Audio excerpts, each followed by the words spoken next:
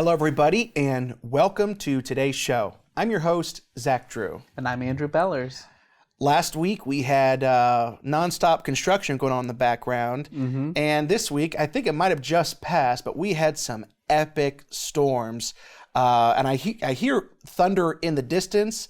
And but yeah, so you might be picking up on some thunderstorms this week, which is better than annoying construction sounds. Yeah, I agree. Listen, there's a lot of major news happening. You saw last week that the FDA granted full approval to Pfizer, the vaccine, the jab.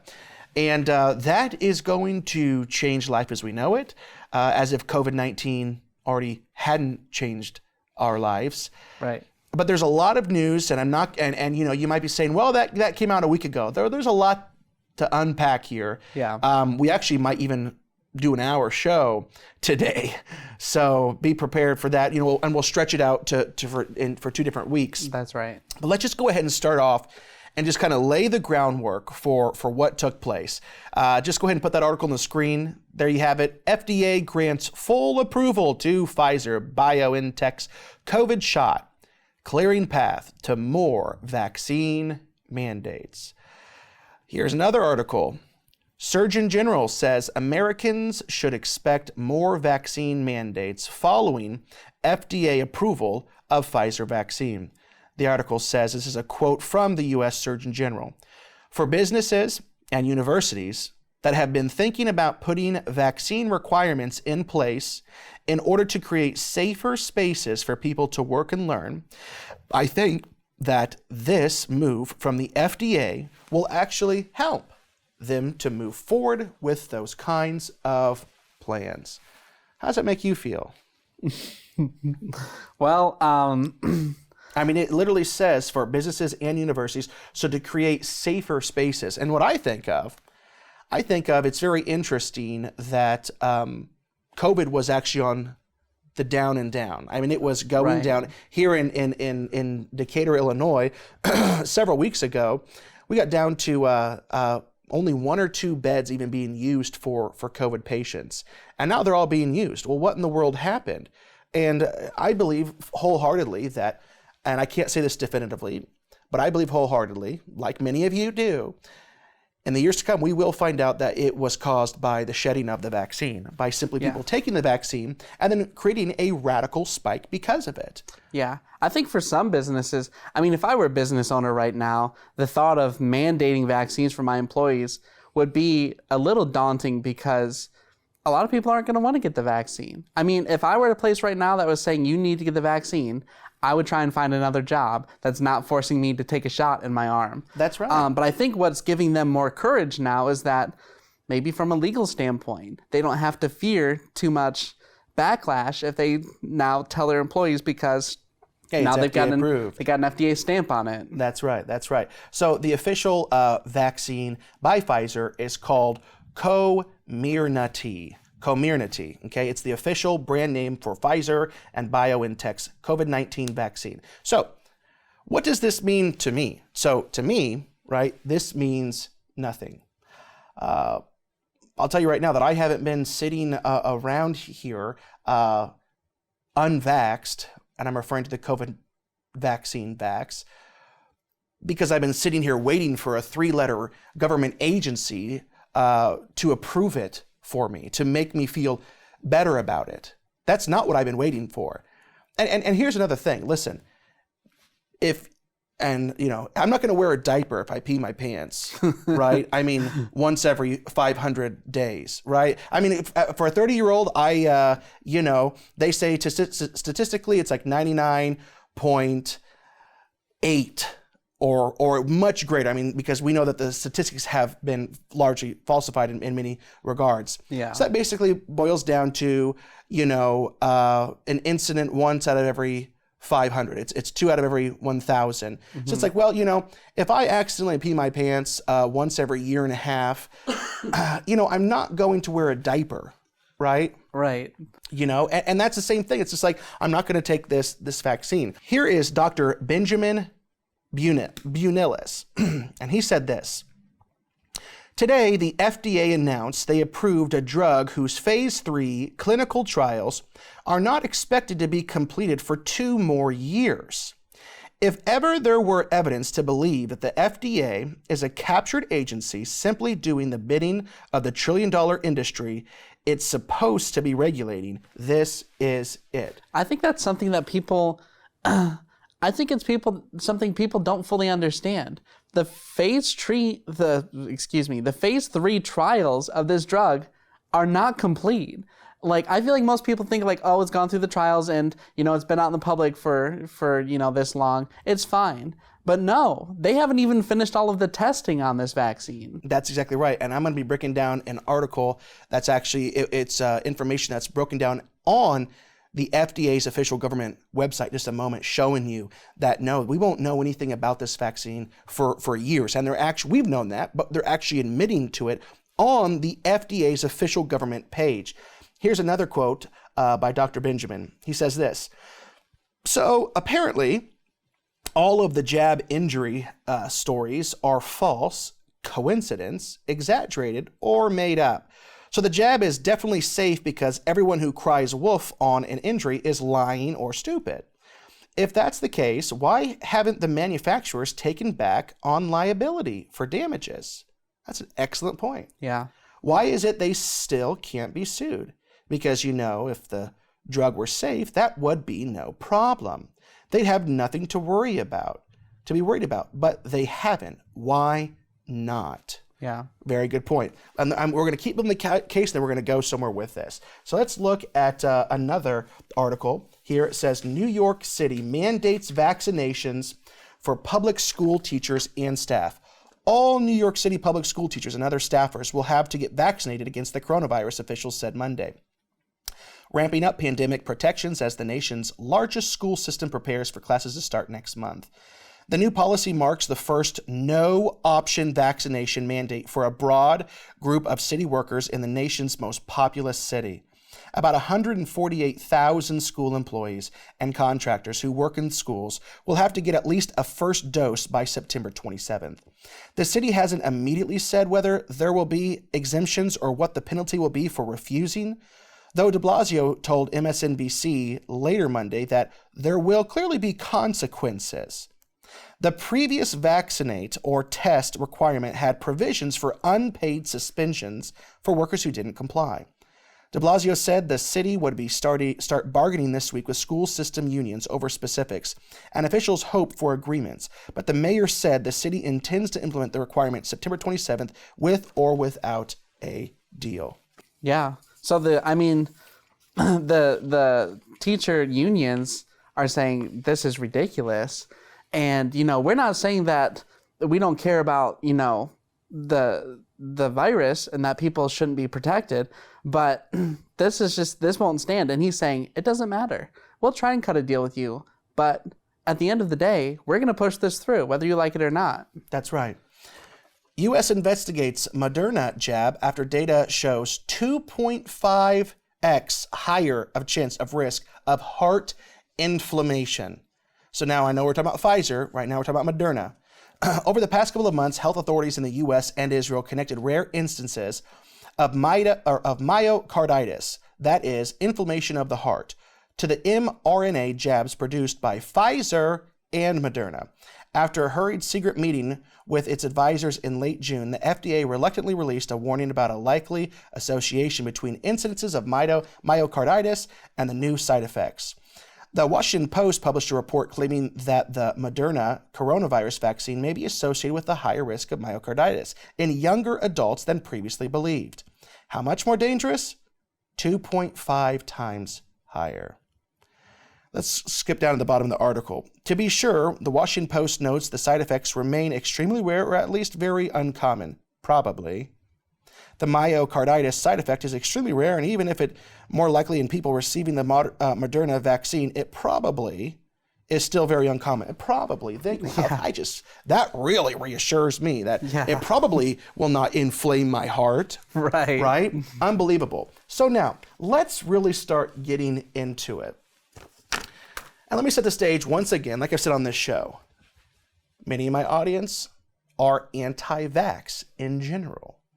I am not anti-vax. I am very, very limited vax, but there are certain things, like there are certain vaccines that we do need to take. But I'll tell you right now that the vaccines I took as a child, it is a fraction of what the kids have to take today. Yeah. And that's messed up. And so I'm not anti-all vaccine, but I am anti this vaccine. And the reason why is because of what we literally stated last week. That I went through the case. I'll bring it on. I won't spend a great deal of time on it. But I talked about how the reason why I do not trust this is because we do not know the long-term side effects of this vaccine. Yeah. So right now, I know that if you're relatively healthy and you're a 20 or 30-year-old and you take this vaccine, well, so far, evidence shows that you're not going to drop dead. Okay, great. So we understand that initially you might not drop dead. Now, I will say that it might be absolutely totally different if you're much older and this and that, but we're not going to go there. Right. What we do not know is what it will do to us 1 year, 2 year, 3 year, 5 year, and 15 years down the road. And guess who else doesn't know? Pfizer. And I have the article to prove it. The clinical tests some of the clinical tests will not be done for years and years into the future. So last week, whenever we were talking about, when we went through different diseases and viruses, being malaria and tuberculosis and typhoid fever and meningitis, like, for example, let me just quickly go through some of these if you missed the show, because it's a really powerful point that kind of illustrates why I am not for this vaccine, right? Malaria, okay, 400,000 people die every year from malaria. Every single year. It was discovered 140 years ago, and they still haven't developed a vaccine. 400,000 every year. Tuberculosis was discovered in 1882. 1 million die each year. Still no vaccine. Nearly 140 right at 140 years ago. Typhoid fever, 105 years to develop a vaccine. Meningitis, 92 years for a vaccine. Whooping cough, 42 years for a vaccine. Dengue fever, 500,000 to 1 million people die every year from it. Still no vaccine. And it was discovered about 115 years ago. Polio, 1908, 47 years. Zika virus, still no vaccine. Chickenpox, took 42 years for vaccine. Measles, 10 years for a vaccine.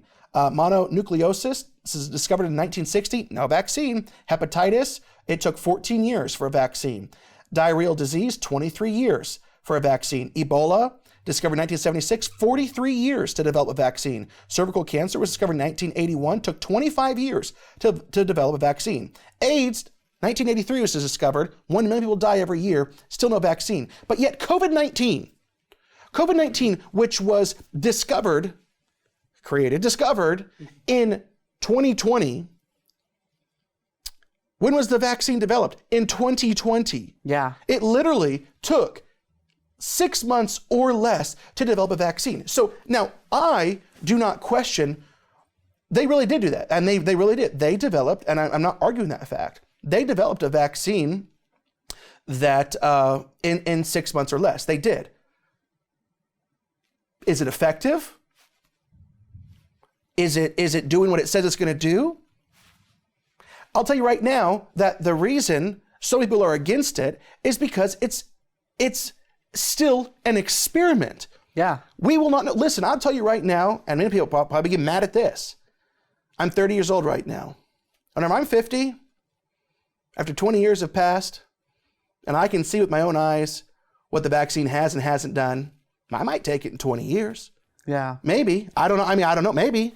Right? But whenever the average vaccine takes 40 years to develop, I'm not going to take something and be forced. And that's why nurses that are not anti-vaxxers are quitting their jobs because they can't trust it. School teachers are quitting their jobs. Business people are quitting their jobs. Government employees across the nation are quitting their jobs not because they're anti-vax. They might be, some of them might be, and that's totally fine. I'm close to anti-vax. I mean, like I said, I'm not for all the hundreds of vaccines that they give the kids. Right. It's messed up and they shouldn't do it. But no, they don't want to be rats. They don't want to be mice that have experiments done upon them. Yeah. I saw a friend of mine on Facebook, and this is why you don't get your news from Facebook. He actually said, he was so bold as to say, there are no long-term side effects from this vaccine. The vaccine has only been out for what, 6 months? Yeah.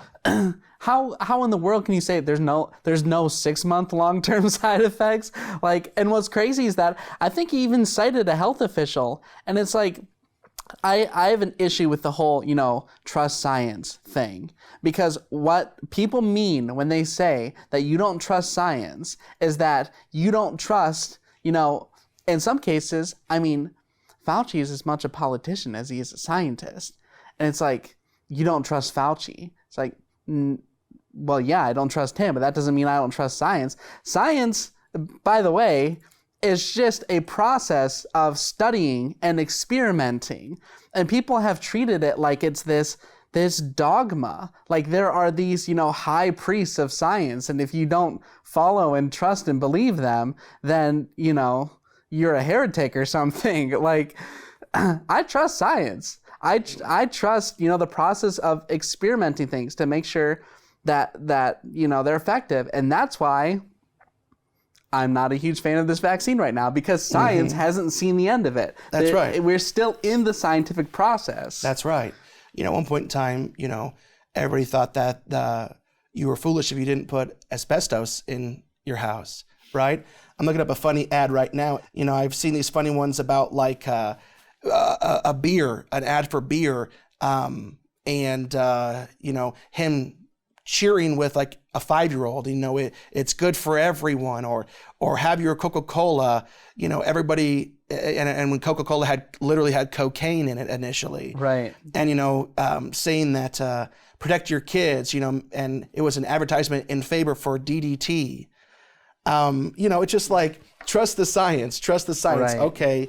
I hear you. Right. So let's get into it. Side effects. This is from FDA.gov.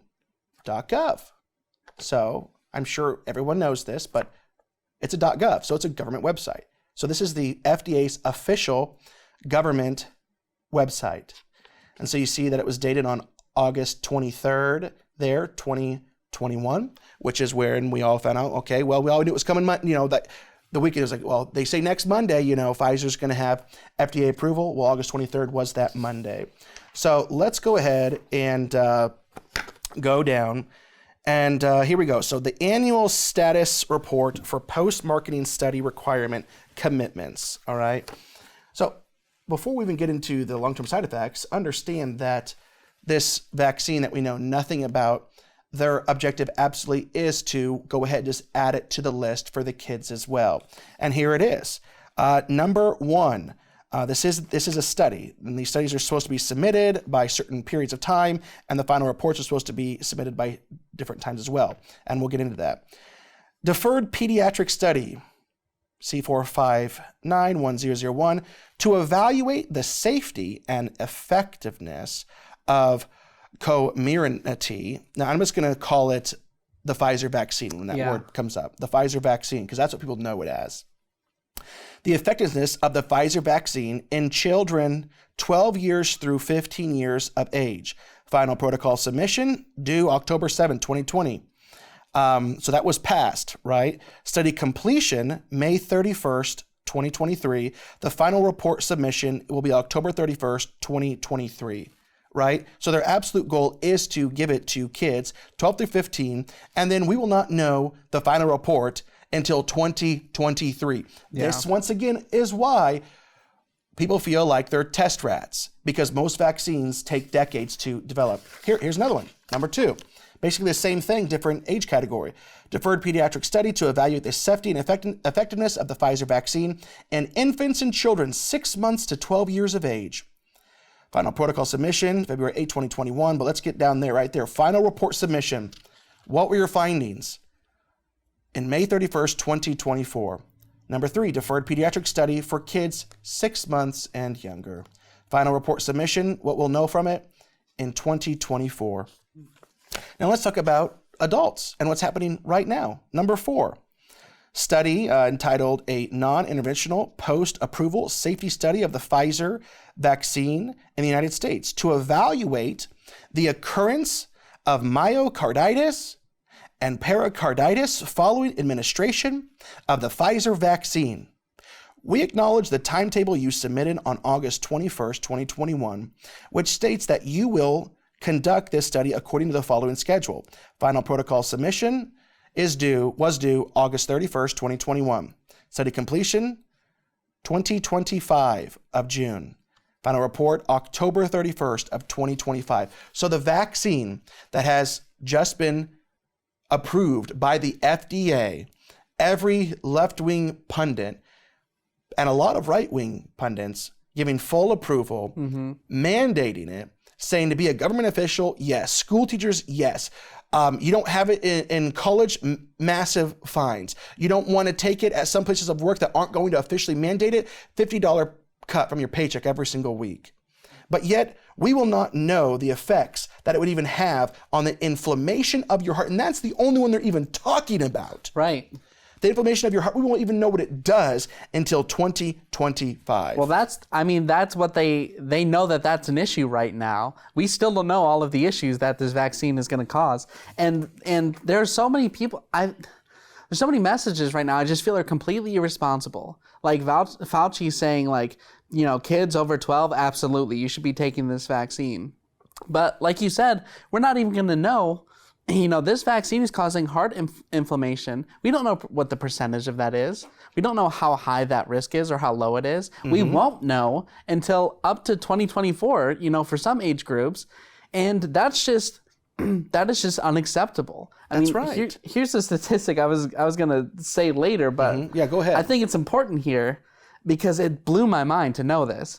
So the chance of being struck by lightning is 1 in 15,300. Those are pretty, that's pretty low risk. How many people do you know in your life who've got struck by lightning? I don't know any. But the chance of a child under the age of 18 dying from COVID-19 is about 1 in every 500,000. So literally, the chance of a kid under the age of 18 right now dying from COVID is about 32 times less likely than literally being struck by lightning. So I literally just had to verify. I just typed in my computer, chance of getting struck by lightning, and sure enough, what did you say it was 15,000? 15,300. I'm seeing 15,300. Wow, that's crazy. Yeah, and actually it was, the source I got this from and said that it's actually, for the chance of a kid under the age of 18 dying, it's 2 in a million. So about 1 in 500,000. Wow. But yeah, that's nuts. And so they're telling these kids to take this vaccine. And what happens if you're a 15-year-old kid right now and you take this vaccine, say 15 years down the road, you end up, you have a physical and your doctor says you have a severe heart condition and you have no Great point. You have no recourse. You can't sue Pfizer. You can't sue Moderna. They're completely protected. There's nothing you can do. And they're straight up telling kids, if you're over 12, you need to take the vaccine. Yeah. That's reckless. They're going to tell kids, you can't play sports. You can't be out on the football field. What is that going to do? I mean, it's so... Or that actually, I saw an article this week that for student athletes who aren't vaccinated, they're putting trackers on their legs now to make sure that they're following social distancing guidelines. Wow. In America. This is unbelievable. Let's keep looking at these studies. So number 6 from the FDA.gov, sub-study to describe the natural history of myocarditis following administration of the Pfizer vaccine. So that's going to be due September of 2024. A prospective cohort study with at least 5 years of follow-up for potential long-term consequences of myocarditis after vaccination. So follow-up of what are the long-term effects due 2026. Once again, like I said, that is why most of us that are against it is because almost all vaccines take decades to develop, and we are in the initial phase of all these, and yet we are being forced to take it. Let's see here. Number 8, sub-study to prospectively assess the incidence of subclinical myocarditis following administration of the second dose of the Pfizer vaccine in a subset of participants 5 through 15 years of age, due 2024. Same thing for number 9, 16 to 30 years of age, due December 22nd. So I thought that article was fascinating. And it just validated everything that we had been saying. And it's just so great whenever the official government pages validate what you're saying. They can't say it's conspiracy. They can't say it because the official government FDA page is saying those very things that we won't know, that we still are in these early stages. We don't even know how it affects. And they're only picking this one thing right now, being the inflammation of the heart, the myocarditis. And yet, let's take a look at 5 years down the road, what the long-term effects that this is going to have on people. Unbelievable. Let's read one more quote from Dr. Benjamin. Here it says, what irks me the most is how people in the mainstream medical community and those who bow steadfast at their altar of scientism seem to derive some strange perverse pleasure out of gaslighting victims of jab injuries. They get some sort of sick pleasure from telling people who believe they were injured that they are in fact stupid, not a scientist or a doctor, and spreading lies by, and this is really important, by simply sharing their own story and the events they experienced. These people parade around pretending to care about the greater good, but their cruel treatment of victims speaks far louder than the platitudes they preach. And that's such an important thing. It's like he's saying, they're demonized, they're gaslit, right? And it's people that have literally just, they're not claiming to be any one way or the other. It's just simply saying, hey, it's my experience. How can you argue my experience? I'm just simply saying that I took the vaccine and this is what happened the next day. I'm not making any other, just this is what it is. And yet they are thrown out into the streets. It's unbelievable. And that's why I think that we don't understand even how much, people are being affected by adverse side effects right now, because there is such a stigma around, saying I got the vaccine and this happened to me. I think that there are voices that are being shut down because it doesn't reflect well on this administration or whatever. Absolutely. Unfortunately, we only have a half an hour of time. We're going to have to cut the program short. Make sure you tune in next week for part 2. If you want to support this ministry, simply go to www.zachdrewshow.com and click that bright orange donate button.